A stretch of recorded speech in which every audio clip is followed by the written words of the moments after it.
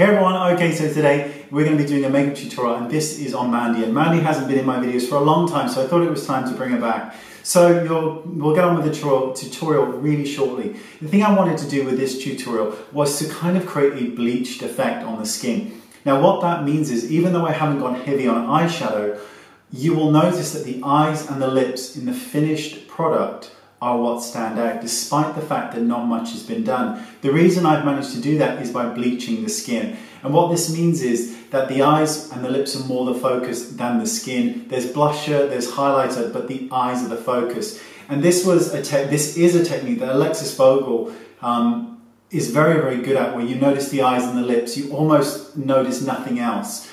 And in this tutorial, we've used Mandy. Now Mandy's 53 and we've used a lot of powder. We've used baking and all that. Now baking and all of that stuff is not a new trend.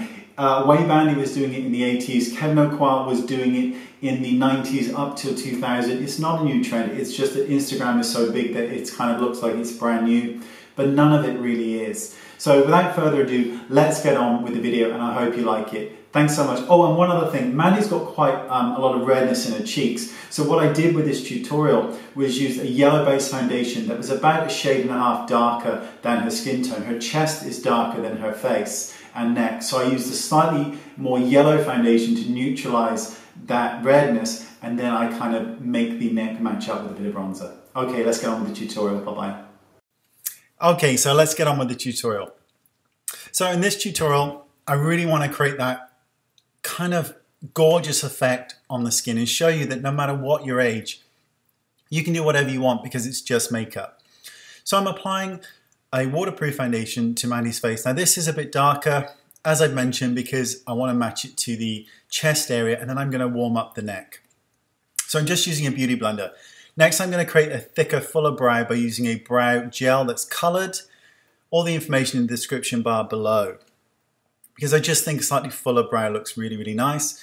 I'm using a sweep of a neutral eyeshadow all over the lid. Then I'm using the medium brown shade in this palette quite lightly, just sweeping it over Mandy's eyelids. I'm not trying to be too dramatic here or anything like that.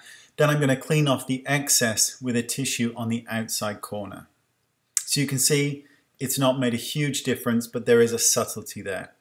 Next, I'm going to use concealer, about 2 shades lighter than Mandy's skin tone. Mandy loves this effect where the interior of the face is lighter, and it makes no difference regardless of your age. You've got to do whatever you want and what makes you happy.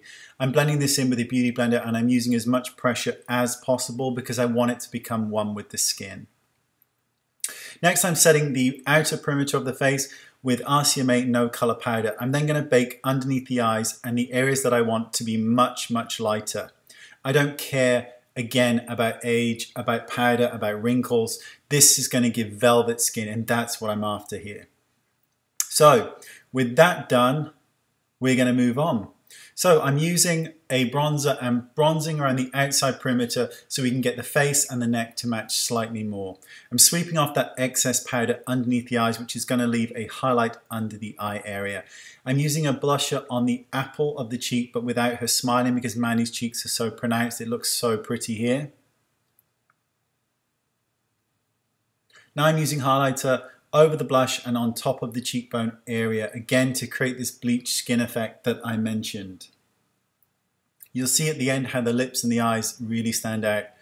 I'm using a lip liner and drawing over Mandy's natural lip line on one side because there's an irregular lip, and we all have that, so we need to match things up. So I'm using a neutral lip liner as well. Now I'm setting with powder on the outside corners of the lip because I want to create a sharper effect from the lip line. This is going to define the jaw as well, which is going to look really, really nice. Again, that bleached effect, using my favorite lipstick in the whole world, Bitch Perfect by Charlotte Tilbury, and just applying this to the lip area. Now I'm knocking off all that excess powder. So you can start to see now the lip is suddenly very important.